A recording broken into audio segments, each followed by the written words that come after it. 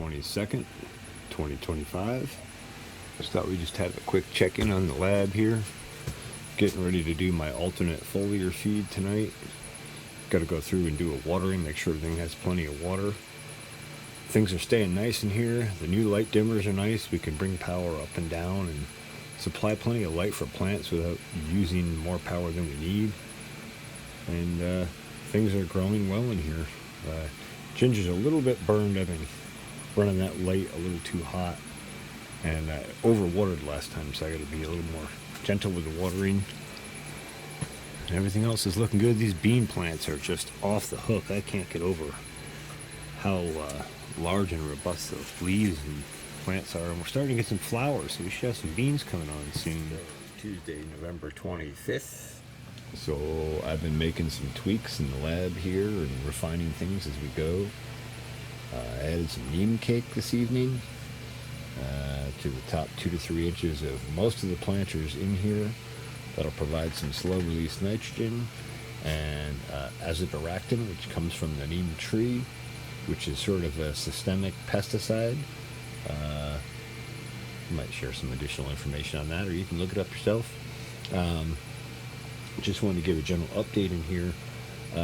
Slowed down our airflow in here a bit. We're sitting at 88 degrees in here right now, rather than the typical 79 to 82 we've been running. Humidity's a little higher, and I went through and I scratched up, when I added neem cake, I scratched all these planters up, so the soil is a little bit more fluffed up. I filled out the edges of the planters, so when water flows down through uniformly. A bunch of little tweaks like that, but they're important tweaks to make. And then I just wanted to show you this bean plant up close, as it's actually starting to put out beans. So these leaves just keep growing in size. I can't get over, that's one third of a full leaf. And they're throwing flowers on left and right, and we got beans coming on left and right now. And not just up top there, but all over the place. Flowers and beans popping on. And it makes me think I might even need to cull a couple of these bean plants out of here, just so they have enough light and space and room. I can't get over how fast this canopy develops. Take a look at the Rascal Jack. Those are thriving along nicely. They've been included in our foliar feed program. They also got some neem cake this evening. Peppers are starting to really take off. We got multiple flower sets coming on. Flowers open. We've got peppers that are starting to actually grow some size rather than just sit at the same size. Nice vigorous growth coming on. So that's good. I topped up the fig planter here with some of the new mixed soil. Probably 2.5 inches in on the top of that, and filled down the side edges and soaked this down. This soil was drying out really fast on me between waterings, and I had to come back and re-water multiple times between all the other planters, so trying to help balance that out a bit. And in the process of adding the soil, add a little bit more nutrient and a little bit more nutrient holding capacity.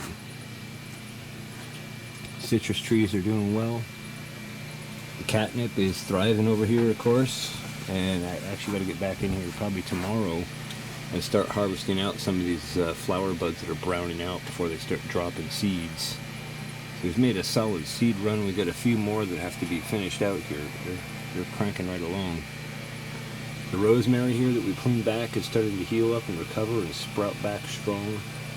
I did some neem cake into that planter as well, and at the same time I was hefting the planter to see how heavy it was, to get an idea how much water it had. I realized it was a little low, so I give a thorough deep soaking watering to help carry our nutrients down and keep our soil moist so these plants can reach deep into that pot. And then over here on our lemon tree, we have some nice new vegetative growth exploding back out since our most recent feed. If we got things a little more balanced again. It also got a little bit of neem cake mixed in with the top layer, and also got a solid soaking watering as it was starting to run a little dry. So we've got new vegetative growth coming on, and I know somewhere around here I've seen some lemons. Oh, there's one. coming along, and I know there's more in this green Thai basil. And I'm not sure what's going on here. I think this is the second time we've had this with that seed set that's supposed to be sweet Thai basil. It's got the licoricey flavor, but this looks a lot more like a regular basil, and maybe they got a cross and didn't know it. This looks a lot more phenotypically like the sweet Thai basil I'm familiar with. Very thin, narrow leaves. But even this isn't quite as dark or shiny as I'm used to seeing, so I'm not entirely certain we've got pure hybrid on that, or pure seed on that. I mean, take a peek in here on the orange trees. They're greening up and starting to throw lots of new growth out. We still have some aphid issues, but I think we're starting to conquer those as we balance soils out. The Meyer lemon clone is thriving. The ginger's doing well. That got a hefty dose of the neem cake. I also scratched that into the soil this evening, and that gave me a chance to get a closer look at some of the tops of some of these ginger bulbs, and they really are thriving along nicely, so that's really encouraging to see. Usually I bring ginger in here and it kind of just stalls rather than growing and thriving ginger. I've been meaning to show this for a couple days now. These ginger are in a very shallow planter and in with mostly sand as their growing medium.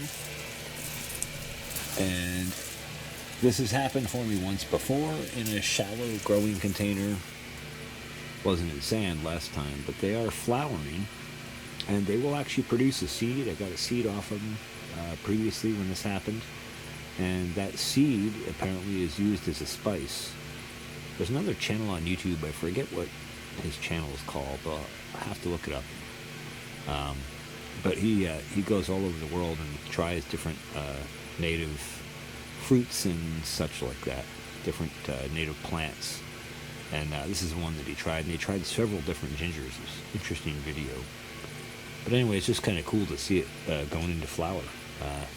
Something we rarely see here in the northern hemisphere. Thing I noticed in here were some mushrooms, and I meant to get a shot of these the other day before they flowered and went by, or fruited and went by. But they've already fruited and went by. But you can see down in the bottom there, if it'll focus, there's another little pin coming on there. And I can't really move anything out of the way here because these fig trees are rooted down into the olive tree.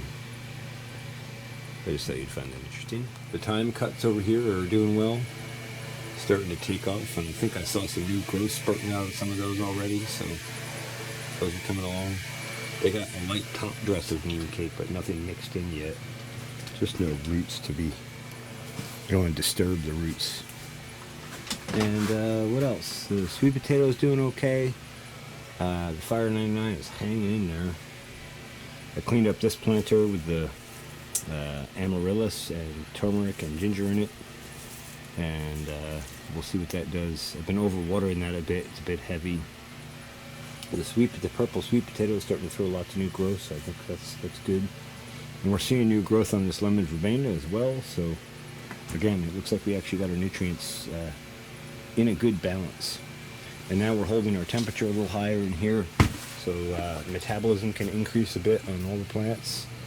And we're holding about 70% humidity right now, so we're keeping good humidity for transpiration, but not so much that they can't transpire and move water in the photosynthetic process. It's a key balance there, and it's referred to as VPD, or vapor pressure deficit.